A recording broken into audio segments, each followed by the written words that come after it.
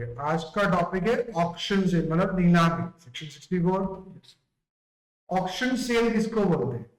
जब आप कोई पेंटिंग नीलामी में खरीद रहे हो, offer to sell a painting auction, नीलामी के अंदर एक पेंटिंग रखी है खरीद बेचने के लिए। Bid for painting consider highest bid, ने बोली लगाई 10,000, 20,000, 30,000, फिर आखिर में इसने 50,000 की बोली लगाई, उसका इसने बोली ही लगाई। Got it? इसने क्या बोला? Sold painting. इसने हैमर गिरा दिया, पेंटिंग बेच दी। ना इन ऑक्शन सेल में ऐसा ही होता है। पहले लोग ये बेचने के लिए रखते हैं, फिर बोली लगाई जाती है, फिर वो हैमर गिरा के या रुमाल फेंक के या सोल्ड बोल के बेच सकते, जैसे उनको ठीक लगे। So auction sale is a mode of selling property by inviting bids. Auction sale ऐसा होता है जहां बोली मंगवा के पब्लिकली प्रॉपर्टी को बेचते हैं हाईएस्ट बिडर, हाईएस्ट बोली लगाने।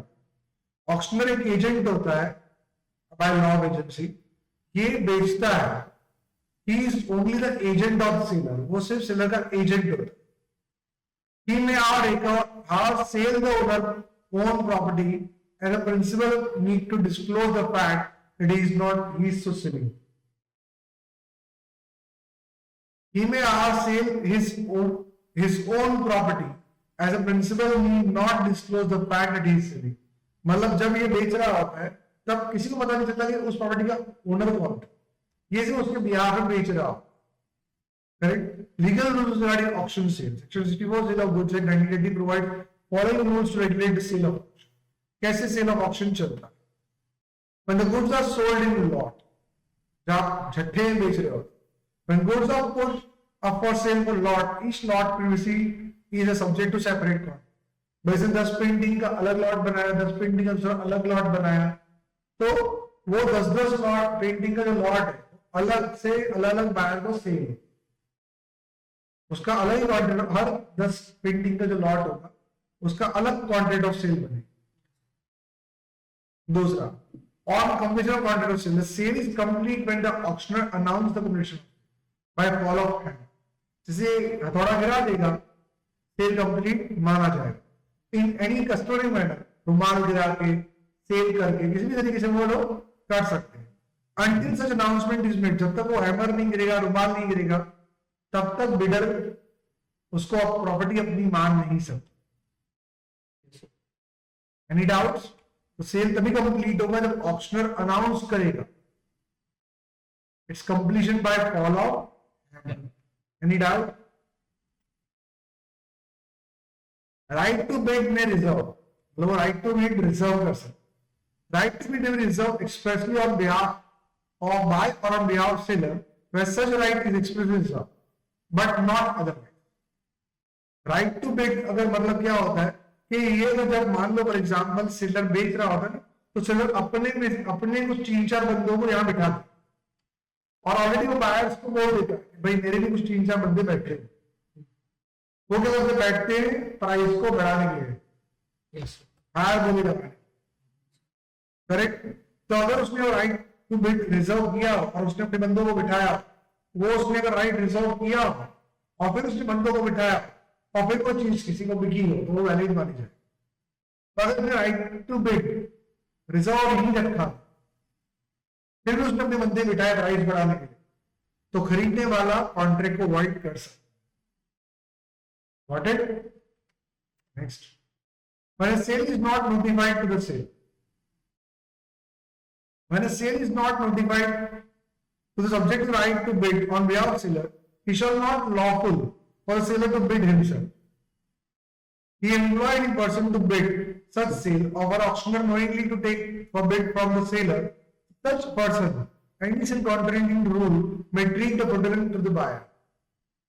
When the sale is not notified to the seller, मतलब जब वो अपने बंदों को बिठाता और वो बोली लगाते हैं, उसके बारे में इसने अगर ऑक्शनर को या बायर्स को नहीं बताया, तो जो भी बोली लगेगी वो फ्रॉड ही बनता है।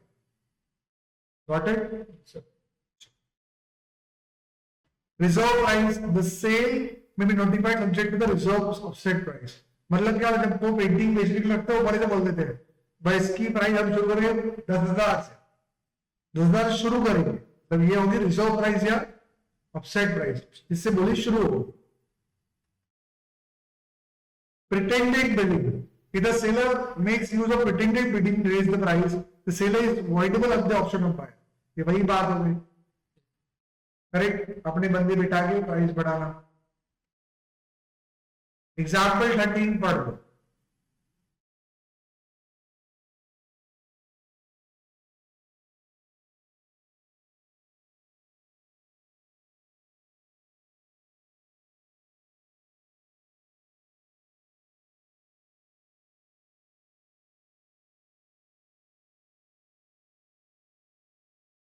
पी ने कार नीलामी बेची, it was not down to queue, queue को दिया गया और वो is allowed to take away, आप चेक देके फिर जा सकते हो।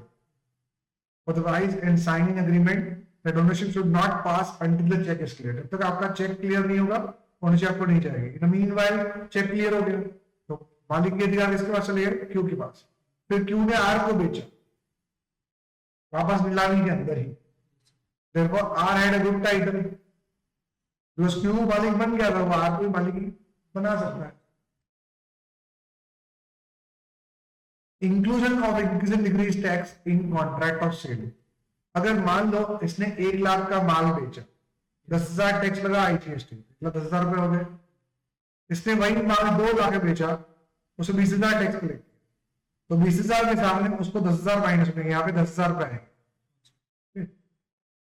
यहाँ पे कितने आएंगे, तो मैं यहाँ पे 15,000 को निकाल के यहाँ 10,000 रुपए सेट ऑफ मिल जाएगा। हाँ, उसको 10,000 रुपए सेट ऑफ मिल जाएंगे, जीएसटी मिलते हैं, आपका पढ़ना बाकी है वो इंटर में आएगा, सेट ऑफ मिल जाएगा। पर अगर मान लो तो यहाँ पे क्या आएगा, 10,000 रुपए आएंगे नीचे भी, लेते हैं इसको भी।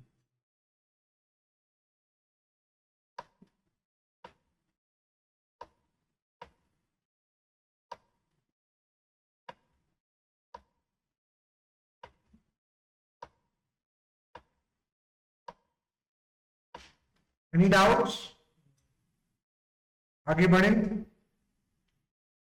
Now what happens? इसने 1 लाख रुपए का माल बेचा, 10,000 रुपए भाव लगे, 1,10,000। Now IGST कैसे होगा बताओ। स्टेट थ्रू, स्टेट में जाता है।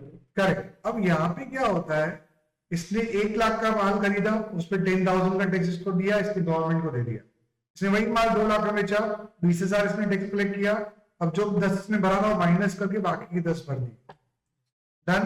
पर अगर मान लो कहानी में ट्विस्ट, अगर यही माल इसने कितने बेचा था, 1.5 लाख में बेचा, मतलब भाव बढ़ गया या टैक्स का रेट बढ़ गया, मान लो यहाँ टैक्स का रेट 10% की जगह 20% हो गया, 20,000 रुपए हो गए, तो 20, तो यहाँ पे इसको क्या भरना पड़ेगा, यहाँ 20,000 भरने पड़ेंगे, करेक्ट। तो यहाँ पे क्या होता है, अगर भाव वही है लेकिन टैक्स का रेट बढ़ गया, टैक्स का रेट बढ़ गया, तो उसको 20,000 देने पड़ेंगे और उसको आगे भी वो 20,000 set of.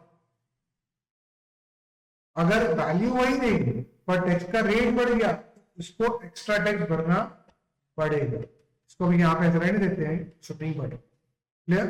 So when after the contract is made but before it has been perform, contract किया लेकिन परफॉर्म नहीं हुआ, अगर टैक्स रिविजन होता है तो एक 10,000 की जगह आपको 20,000 का टैक्स भरना पड़ेगा। तो टैक्स बीन इम्पोज और इंक्रीज और limited in respect of goods without stipulation to payment of. अगर आप 1 लाख पे 10,000 भरा था इसने, अब उस पर टैक्स 20,000 हो गया, तो उसको 10,000 अलग से इसको देनी पड़ेगी without stipulation to the payment of tax. The parties would become entitled to read just price of the goods accordingly.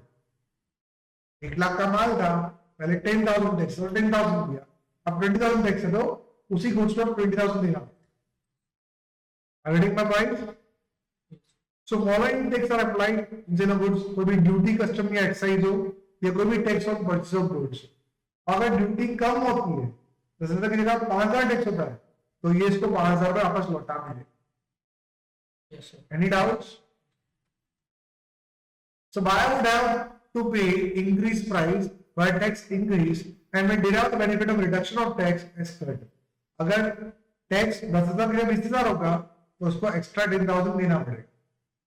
पर अगर 10,000 की जगह 5,000 हुआ तो ये इसको 5,000 पर लेता है। द सेलर में add increase tax in a price, the effect of provision can are excluded the agreement with the contrary is open for parties to stipulate anything regard to taxation. वो अपने हिसाब से एडजस्ट कर सकते। खत्म। खत्म yes पैसा